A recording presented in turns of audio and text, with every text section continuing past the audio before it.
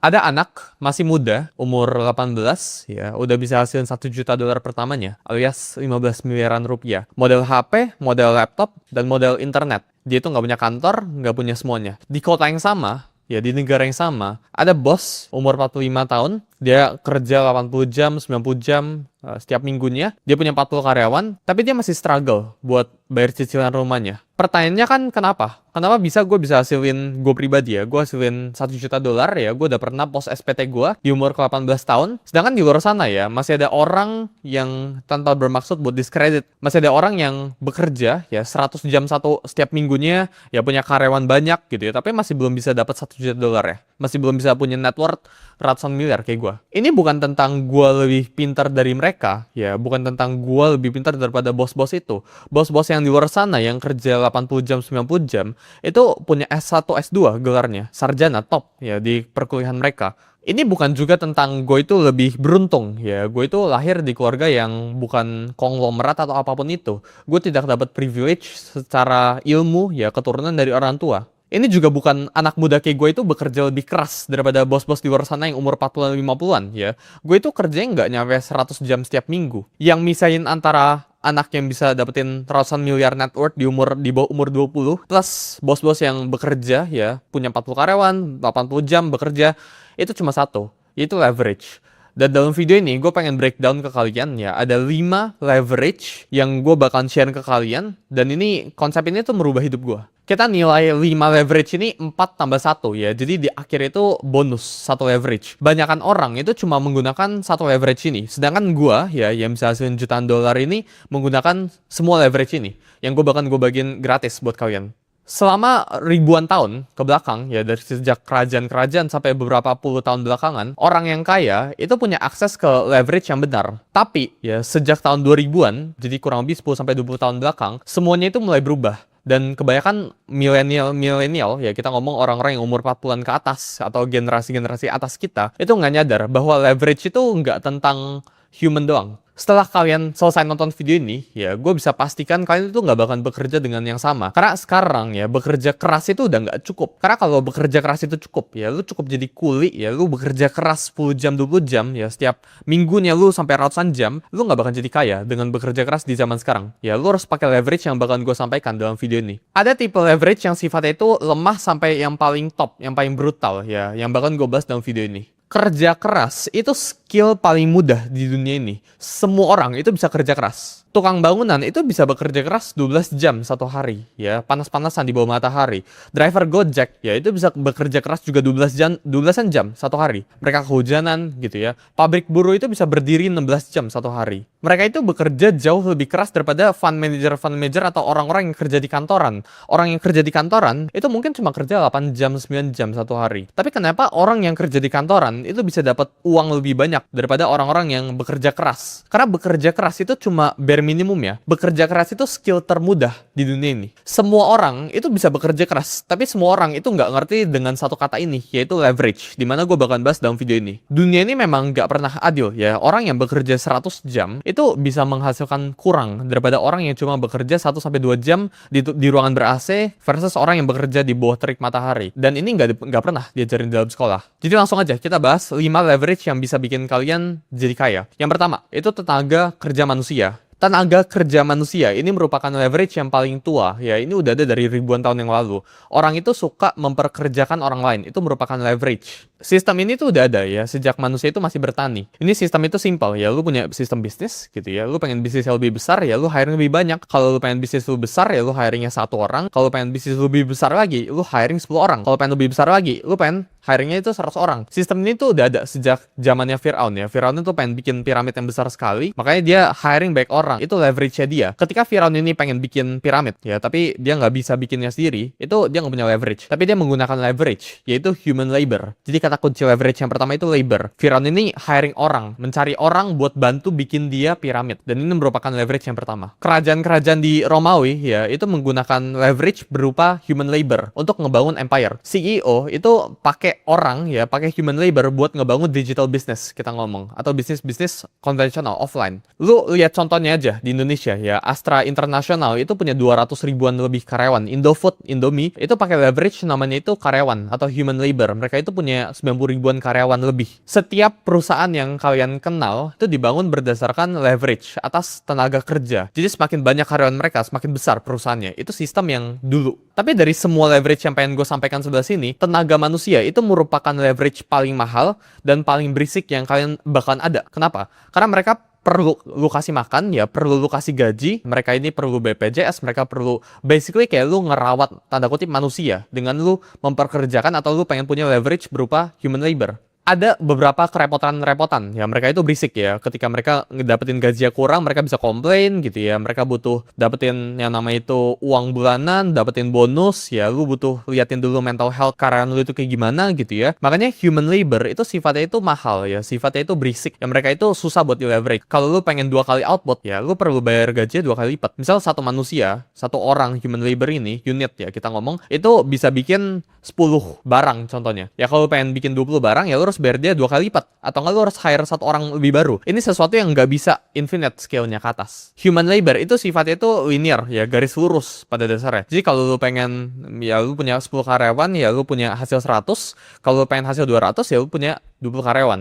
Dan kebanyakan bisnis konvensional itu stuck di sebelah sini. Mereka itu stuck di dalam bottleneck-nya itu ya, kalau gue pengen more berarti gue harus rekrut lebih banyak orang. Dan biasanya ketika kalian rekrut lebih banyak orang, manajemennya itu udah mulai susah. Biasanya bottleneck-nya sebelah sana dan muncul namanya itu diminishing return. Tipe leverage yang kedua yaitu modal alias capital. Jadi yang pertama itu labor, yang kedua itu capital. Nah, capital ini apa sih? Capital ini uang sifatnya. Capital atau modal itu jauh lebih berharga daripada tenaga kerja. Kenapa? Karena capital ini lu bisa belikan buat mesin, dan mesin itu nggak bisa tidur ya, nggak akan tidur ya 24 jam, 7 hari, 1 minggu, 1 bulan, 365 hari ya. Ini nggak bakalan tidur, nggak bakalan cuti, nggak bakalan ngeluh sama lu. Contoh dari capital tuh kayak gimana? Misal lu punya uang 1 miliar. 1 miliar ini lu taruh ke deposito. Lu taruh ke deposito, taruh ke bonds. Ini lu bisa ngasilin kurang lebih 5-6% returnnya per sekarang. Berarti lu dapetin uang kurang lebih cuma dengan tidur. Lu nggak memperkerjakan apa-apa, lu nggak perlu pusingin repotin apapun ya. Dengan leverage uang ini, lu bisa dapetin kurang lebih 50-60 juta setiap tahunnya kalau lu taruh dalam deposito. Sedangkan kalau human labor, lu perlu pusingin. Ya meskipun ada returnnya, tetap lu pusingin. Jadi leverage kedua itu capital. Basically capital itu bekerja buat kalian. Another leverage tentang capital itu apa? Misal gue pengen pinjem duit dari bank. Bank itu pengen pinjemin gue 10 miliar. Itu leverage, itu bentuk leverage dari capital. Tapi ada satu masalah dengan leverage modal ini. Buat lu mendapatkan modal dari awal,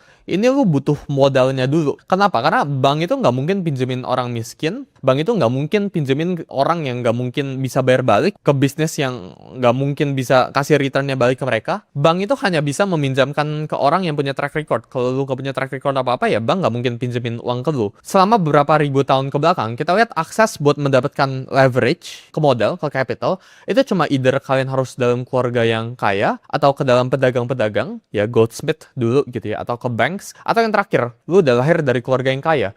Makanya kita lihat ya, kenapa orang kaya itu bisa makin kaya? Karena orang kaya ini bukan mereka lebih pintar dari kalian. Orang kaya ini punya network eksklusif yang mereka itu bisa saling pinjam-pinjaman. Mereka itu punya leverage yang orang miskin, tanda kutip, itu nggak punya.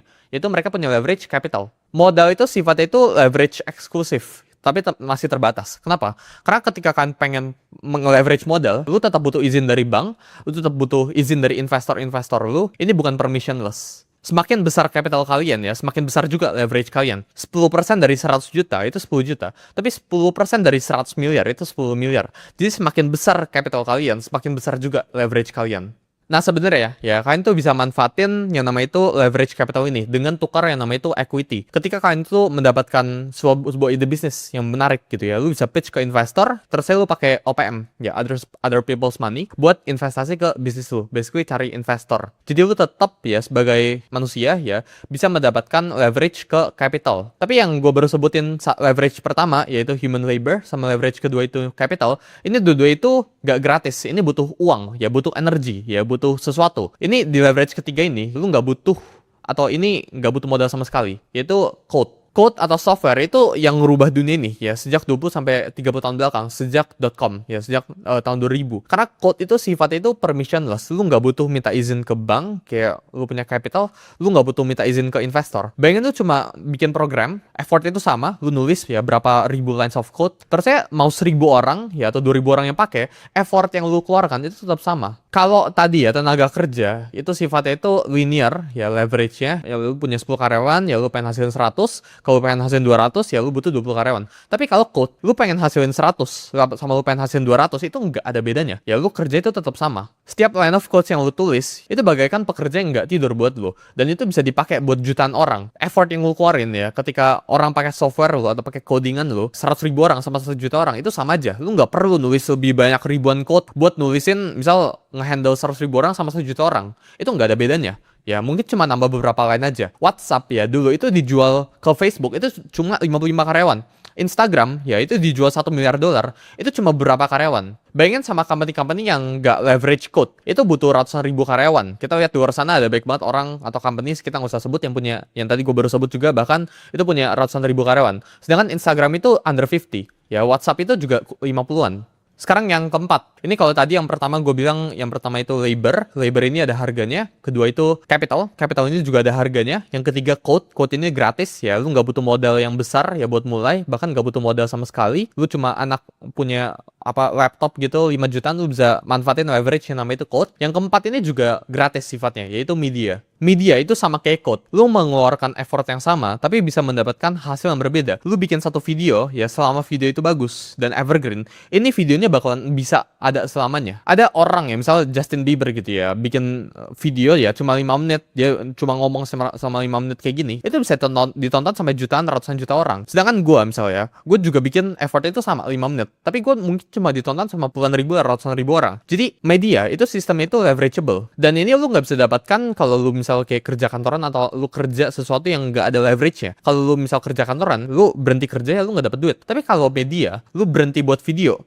lama lu itu tetap mendapatkan views. Dan ini sifatnya itu gratis dan bisa diakses sama banyak orang. Ini juga baru happening 10-20 tahun belakang. Joe Rogan itu dapat kontrak 250 juta dari Spotify.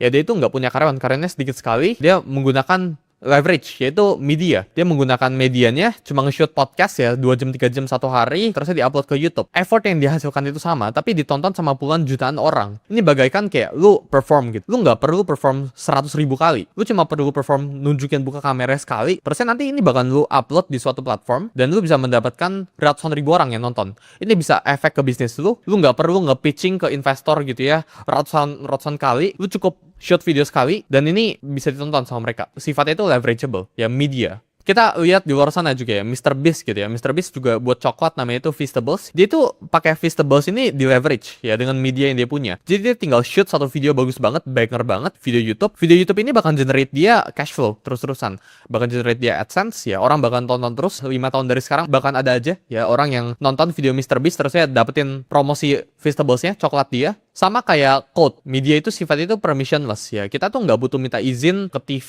ke manapun itu ya buat bikin video. Kita bikin video langsung diupload. Jadi ketika lu umur 19 tahun, ketika lu Gen Z ya, lu misal udah gue sebutin nih 4 leverage yang lu bisa manfaatin. Labor ini mungkin lu masih belum bisa manfaatin. Capital mungkin lu masih belum bisa punya banyak duit buat ngasilin ya 5% dari capital ini terusnya dapetin duit gitu ya. Lu masih belum bisa buat uang itu bekerja buat lu, itu masih belum mungkin. Tapi yang lu bisa manfaatin itu apa? Code. Ya, lu bisa bikin software. Sama media, lu bisa manfaatin media, social media. Karena social media itu sifatnya itu gratis. Lu cost buat bikin itu 0. Sama bonus yang kelima, tipe leverage yang baru-baru aja muncul 4-5 bulan belakang ini, yaitu AI. AI ini bisa nge-leverage semuanya secara gratis. ChatGPT itu bisa menggantikan labor lu. Jadi ChatGPT itu bagaikan labor, bagaikan code, sama bagaikan media lu. Ketika lu bisa manfaatin at least 2 atau 3 dari 5 leverage yang gue sebut sini, lu akan jadi orang kaya. Ini nggak peduli apapun yang lu kerjakan, ya mau lu jualan baju, lu jualan apapun itu, ketika ini bisa di-leverage, ketika yang lu lakukan itu di-leverage, lu bukan lagi bekerja secara linear, lu bukan lagi bekerja